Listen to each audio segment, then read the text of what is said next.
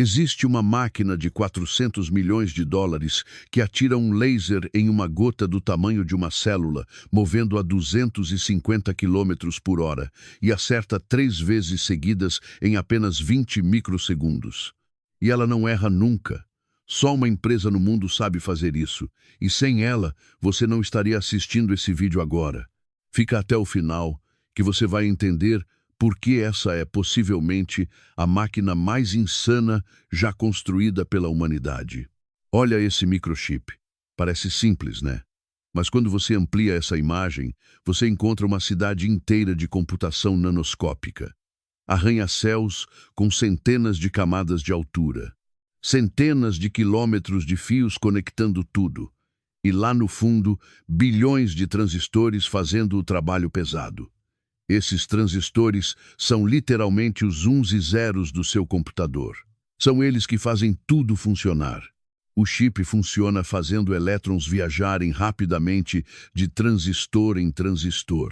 E aqui está o segredo. Quanto menores esses transistores, menor a distância que os sinais precisam percorrer, então mais rápido eles conseguem calcular. Além disso, é possível colocar mais transistores na mesma área, resultando em um chip muito mais poderoso. É simples. Menor é igual a melhor. Durante mais de 50 anos, esses transistores ficaram cada vez menores. O número que cabia em um chip dobrava a cada 2 anos. Isso ficou conhecido como Lei de Moore, batizada em homenagem a Gordon Moore, cofundador da Intel, depois que ele percebeu esse padrão em 1965. Essa lei foi o motor de tudo que você conhece. Seu celular, seu computador, a internet, inteligência artificial, streaming, games, tudo. Literalmente, tudo que é digital existe porque conseguimos fazer transistores cada vez menores. Mas em 2015, o progresso parou. Os cientistas bateram em um muro. A lei de Moore estava morrendo e isso era um desastre absoluto. Porque se os chips param de melhorar, a tecnologia para de evoluir. Sem chips melhores, sem iPhones mais rápidos, sem processadores mais potentes, sem avanços em inteligência artificial, sem progresso, ponto final. A não ser que alguém construísse uma máquina que todo mundo achava impossível. Antes de entender a solução, você precisa entender o problema. Como se faz um chip? Primeiro, você pega areia comum, dióxido de silício, e purifica até ter silício 99, 9% puro. Esses blocos de silício são então derretidos em um forno especial a temperaturas absurdas. Em seguida, um pequeno cristal semente é colocado no material fundido. Os átomos de silício começam a se ligar a esse cristal, estendendo sua estrutura atômica perfeitamente organizada. Depois, o cristal é lentamente retirado enquanto gira, resultando em um lingote gigante de silício de cristal único. Esse lingote pode ter mais de 1 metro de comprimento e pesar centenas de quilos. Esse lingote é então cortado em lâminas finíssimas chamadas wafers, até 5.000 fatias de um único lingote, usando serras de fio de diamante. Cada wafer é cuidadosamente polido até ficar perfeitamente liso, sem nenhuma imperfeição. E é aqui que a mágica acontece. Agora vem a parte crucial. Você cobre o wafer com um material sensível à luz chamado fotoresiste. Pensa nele como um filme fotográfico antigo. Em um fotoresiste positivo, as áreas expostas à luz ficam mais fracas e mais solúveis. Depois, usa uma máscara com o desenho do chip, um padrão extremamente complexo de bilhões de detalhes microscópicos, e projeta luz através dela. A luz passa pelas aberturas da máscara e atinge o wafer, enfraquecendo seletivamente partes do revestimento. Em seguida, o wafer é lavado com uma solução química básica que remove o fotoresiste exposto, deixando o desenho perfeitamente impresso. A partir daí, esse padrão pode ser transformado em estruturas físicas tridimensionais. Geralmente, você grava o silício exposto com produtos químicos corrosivos ou plasma superaquecido, criando vales e canais microscópicos. Depois, um metal como o cobre é depositado para preencher essas ranhuras gravadas, formando os fios condutores. Por fim, o restante do fotorresiste é removido com solventes, formando uma única camada do chip. Esse ciclo inteiro se resume a 4 etapas principais: revestir, expor, gravar e depositar. E ele se repete para cada camada do chip, que pode ter de 10 a 100 camadas empilhadas umas sobre as outras. A camada inferior contém os transistores, a parte mais complexa de todas, exigindo centenas de etapas perfeitamente executadas sem margem para erro. As camadas superiores são um pouco mais simples e formam os fios metálicos que transportam sinais e energia por todo o chip. No final, um único wafer completo pode conter centenas de chips individuais, que são cortados, encapsulados em proteções de plástico ou cerâmica e usados em produtos. Simples, certo? Errado. Tem um problema gigante. De longe, a etapa mais difícil e crucial de todo esse processo é aquela em que a luz passa pela máscara e atinge o wafer. Isso se chama fotolitografia, e ela determina o quão pequenos podem ser os detalhes do chip. À primeira vista parece simples. A luz passa pelas aberturas e é bloqueada pelo restante da máscara. Mas quando você tenta imprimir detalhes cada vez menores, os espaços da máscara se aproximam do tamanho do comprimento de onda da luz. E aí a luz começa a se comportar de forma estranha. O problema é a física pura. A luz não é só um raio reto, ela se comporta como uma onda. Quando passa por fendas pequenas, ela se curva e se espalha num fenômeno chamado difração. Ela cria padrões de interferência onde ondas se somam e se cancelam. O resultado? A imagem fica borrada, distorcida, completamente inutilizável para criar os detalhes minúsculos que você precisa. Durante décadas, os engenheiros foram incrivelmente espertos para lidar com isso. Eles passaram a usar a difração a seu favor, projetando máscaras de forma que a interferência das ondas criasse exatamente o padrão desejado no wafer. É como usar o inimigo contra ele mesmo. Eles também começaram a usar lentes cada vez maiores e mais complexas para capturar mais luz difratada e reconstruir a imagem com precisão. Mas a solução mais eficaz foi usar luz com comprimentos de onda cada vez menores. Luz visível tem entre 400 e 700 nanômetros. Então, passaram para ultravioleta, depois ultravioleta profundo, até chegarem em 193 nanômetros nos anos 90, uma luz invisível e extremamente energética. E isso funcionou perfeitamente por décadas. Foi com essa tecnologia que fabricaram os processadores que dominaram os anos 2000 e início dos anos 2010. Mas em 2015, chegaram no limite absoluto do que era possível fazer com 193 nanômetros. Não dava para encolher mais os transistores. Os engenheiros tentaram todos os truques imagináveis, técnicas malucas como imersão em líquidos especiais, máscaras múltiplas, algoritmos computacionais complexos. Nada funcionava mais. A lei de Moore estava morta, e com ela, o futuro da computação. A solução? Usar algo muito mais extremo. Raios quase tão energéticos quanto raios-x, com apenas 5 nanômetros de comprimento de onda. Isso permitiria criar detalhes dezenas de vezes menores. Mas tinha um problema gigantesco. Ninguém sabia como fazer isso funcionar na prática. Esses raios eram absorvidos por quase tudo. Vidro, absorve. Plástico, absorve. Até o ar absorve essa luz. Isso significa que a máquina inteira precisaria funcionar em vácuo absoluto, sem uma única molécula de ar. E lentes convencionais? Impossível. Simplesmente não existe material transparente para esse comprimento de onda. Você teria que usar espelhos. Mas espelhos perfeitos o suficiente para focar luz com precisão atômica simplesmente não existiam. Durante 30 anos, pesquisadores tentaram e falharam. Empresas gigantes gastaram bilhões e desistiram. A tecnologia parecia impossível, um sonho maluco de cientistas que não entendem de engenharia prática. Até que uma pequena empresa holandesa disse: "Nós vamos resolver." ASML, uma empresa que nasceu como um spin-off, rejeitado da Philips em 1984, com pouco mais que um galpão improvisado e um equipamento de litografia quase inutilizável que ninguém mais queria. Literalmente, começaram como os azarões da indústria. Ninguém apostava neles. As gigantes americanas e japonesas dominavam o mercado e tinham décadas de vantagem. Mas a Philips deu a eles algo valioso: pessoas brilhantes.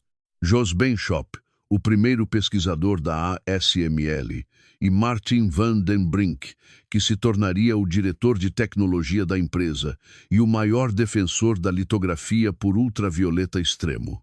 As pessoas que trabalham na indústria chamam ele de Steve Jobs da litografia. Ele viu o futuro antes de todo mundo e teve a coragem de apostar tudo nisso. O desafio era absolutamente absurdo. Luz que é absorvida por quase tudo, inclusive pelo ar. Impossível usar lentes normais de vidro. Precisava de espelhos com precisão atômica, mais perfeitos que qualquer objeto já fabricado. E uma fonte de luz que ninguém sabia como construir, capaz de gerar pelo menos 100 watts de radiação ultravioleta extrema pura. Para comparação, as melhores fontes da época mal chegavam a alguns miliwatts, milhares de vezes menos potente. Um por um, todos desistiram. A Intel desistiu, a Canon desistiu, a Nikon desistiu. As gigantes americanas que inventaram o microchip desistiram, menos a ASML. Eles eram pequenos, improváveis, mas tinham uma vantagem: não tinham nada a perder. Primeiro desafio: criar espelhos que refletissem essa luz extrema. A Zeiss, a lendária empresa alemã de óptica, parceira da ASML, teve que literalmente reinventar o que significa fazer um espelho. Eles criaram espelhos feitos de 100 camadas alternadas ultrafinas de silício e molibdênio, empilhadas com perfeição atômica. Cada camada individual é mais fina que um vírus, apenas alguns átomos de espessura.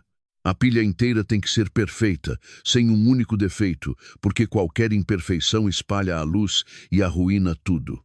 E esses espelhos são os objetos mais lisos do universo conhecido, mais lisos que qualquer coisa natural.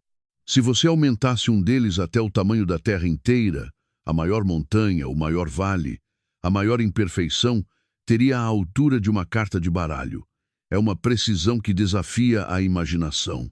Mas mesmo com toda essa perfeição absurda, cada espelho só reflete 70% da luz que atinge ele. 30% simplesmente desaparece, absorvida ou espalhada. E você precisa de 6 espelhos para focar e direcionar a luz, mais a máscara que também é um espelho. Depois de 7 reflexões, sobram apenas 8% da luz original. De cada 100 fótons que entram na máquina, só 8 chegam no wafer para fazer o trabalho. Isso criou um problema brutal. Para ter luz suficiente no wafer e conseguir produzir centenas de chips por hora comercialmente, a fonte precisaria gerar pelo menos 100 watts de luz ultravioleta extrema pura. E ninguém, absolutamente ninguém no mundo, sabia como chegar nem perto disso. A solução: literalmente, criar um pedaço do Sol aqui na Terra. Existem basicamente 3 formas de gerar luz ultravioleta extrema. A primeira era usar um síncrotron, aqueles aceleradores de partículas gigantes.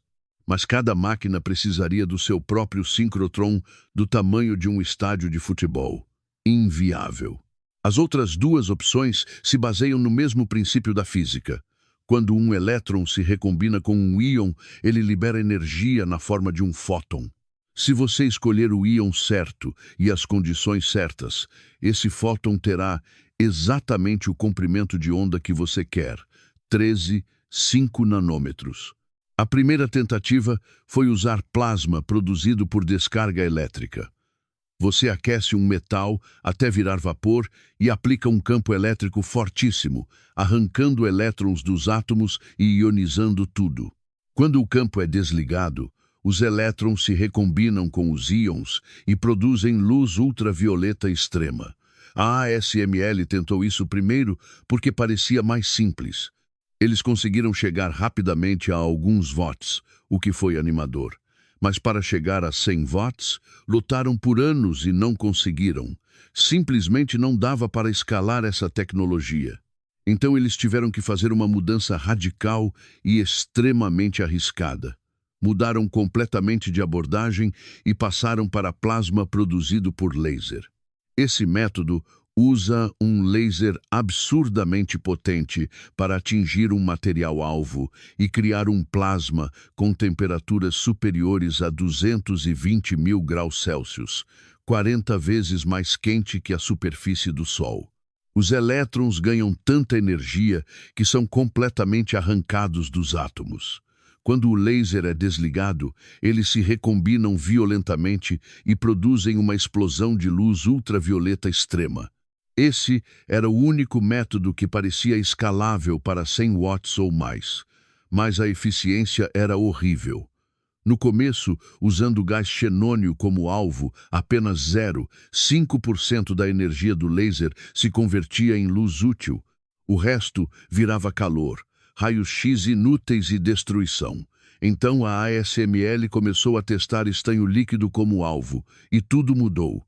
O estanho emite muito mais luz em exatamente 13,5 nanômetros, com eficiência de 5 a 10 vezes maior que o xenônio. Mas surgiu um novo problema. Átomos neutros de estanho também absorvem a luz ultravioleta extrema que você está tentando produzir. Se você criar uma nuvem de estanho vaporizado, ela vai absorver a própria luz que deveria sair da máquina. A solução genial? Atirar apenas uma gotinha minúscula de estanho por vez, tão pequena que evapora completamente sem deixar átomos sobrando. E fazer isso dezenas de milhares de vezes por segundo, todas as gotas absolutamente idênticas. Para conseguir isso, estanho ultrapuro é derretido e mantido a temperaturas altíssimas dentro de um reservatório pressurizado. Esse estanho fundido é então empurrado através de um bico microscópico especial que vibra em altíssima frequência usando cristais piezoelétricos. A vibração cria instabilidades no jato líquido que o quebram em gotículas perfeitamente uniformes por causa da tensão superficial. O processo parece completamente caótico no começo, mas misteriosamente as gotas se organizam em um padrão regular e previsível antes de serem atingidas pelo laser. É física pura, mas parece magia quando você vê acontecendo. As gotas precisam ser absolutamente idênticas em tamanho e formato. Elas precisam se mover extremamente rápido, a exatamente 250 km por hora. E a distância entre elas precisa ser perfeita, porque se uma estiver muito próxima da outra, o plasma da primeira atrapalha a produção de luz da segunda. A especificação que a ASML definiu era insana. Gerar 50.000 gotas por segundo, todas perfeitamente sincronizadas, sem falhar nunca. Agora vem a parte mais insana de todas. Quando uma gotinha aparece voando a 250 km por hora, um primeiro laser de baixa potência dispara e acerta ela em cheio. Esse impacto achata a gota, transformando ela em um disco fino. Isso aumenta a área de superfície e prepara o estanho para o que vem a seguir. Exatamente meio microsegundo depois, um segundo laser extremamente mais potente, com dezenas de quilowatts de potência concentrada, atinge esse disco de estanho e, BUM! Explosão de plasma a mais de 220.000 graus Celsius. Nessa temperatura absurda, os elétrons são completamente arrancados dos átomos de estanho. Quando eles se recombinam violentamente, liberam fótons de exatamente 13,5 nanômetros de comprimento de onda, a luz ultravioleta extrema que você precisa. E a máquina faz isso com 50.000 gotas por segundo, o que significa 150 mil disparos de laser por segundo, todos perfeitamente sincronizados, todos acertando um alvo do tamanho de uma célula, movendo a centenas de quilômetros por hora. E ela não erra nunca. A precisão é absolutamente sobre-humana. Mas surgiram problemas massivos. Problema número 1. Todo esse calor absurdo começou a mover os espelhos. Mesmo um deslocamento microscópico de apenas alguns átomos desalinhava completamente o sistema óptico e arruinava tudo. A solução que a Zeiss inventou foi construir um verdadeiro sistema nervoso dentro da máquina. Milhares de sensores ópticos medem constantemente a posição de cada espelho em tempo real, com precisão de nanômetros e pico-radianos, que são trilionésimos de radiano. O sistema de controle então ajusta a posição usando atuadores piezoelétricos dezenas de vezes por segundo.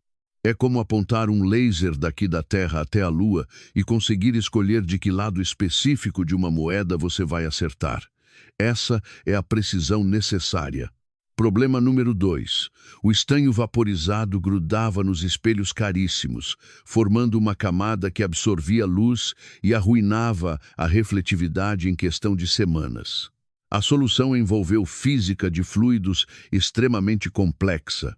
Eles criaram jatos supersônicos de hidrogênio puro, movendo a mais de 360 km por hora, que empurram fisicamente as partículas de estanho para longe dos espelhos.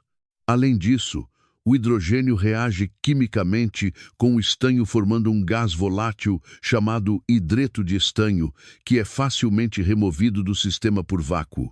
É engenharia química acontecendo em tempo real dentro da máquina. Problema número 3. Cada explosão de plasma criava uma onda de choque violentíssima, uma mini supernova em miniatura acontecendo 50 mil vezes por segundo dentro da câmara de vácuo. As peças da máquina precisavam suportar vibrações e acelerações superiores a 20 vezes a força da gravidade constantemente, sem parar, por anos seguidos. Os engenheiros tiveram que reinventar materiais e designs estruturais para aguentar esse castigo mecânico absurdo. Depois de décadas de trabalho, bilhões de dólares investidos e incontáveis fracassos, eles finalmente conseguiram. Em 2011, chegaram a 11 watts. Em 2013, a 50 watts. Em 2014, ultrapassaram a marca mágica de 100 watts. E depois continuaram melhorando. 200 watts.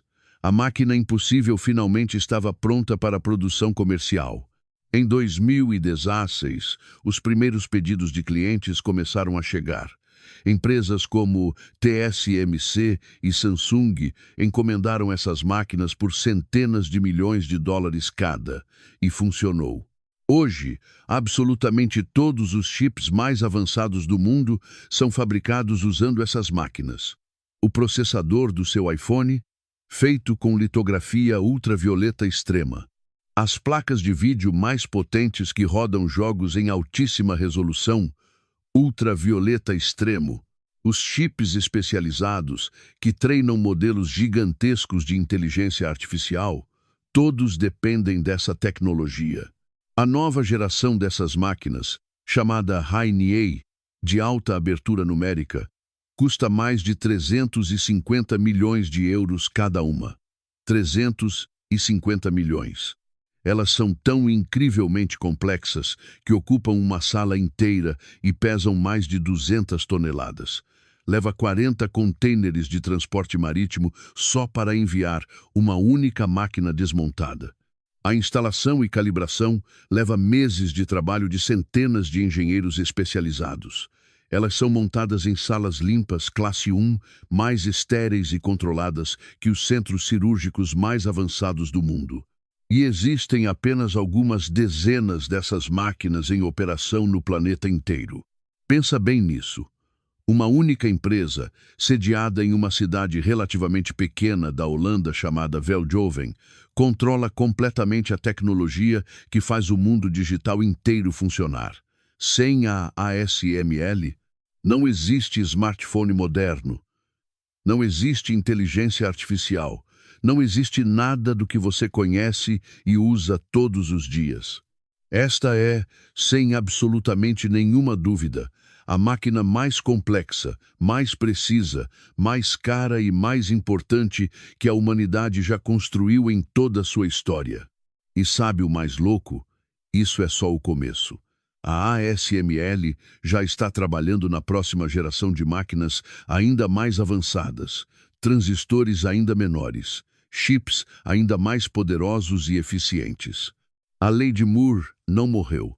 Ela só precisava de uma ajudinha de 400 milhões de dólares e das mentes mais brilhantes da engenharia moderna, trabalhando juntas por 3 décadas. Se você ficou impressionado com essa história, deixa o like aqui embaixo, se inscreve no canal e ativa o sininho para não perder os próximos vídeos. E me conta nos comentários, você tinha alguma ideia de que uma máquina tão absurda assim existia? Aposto que não.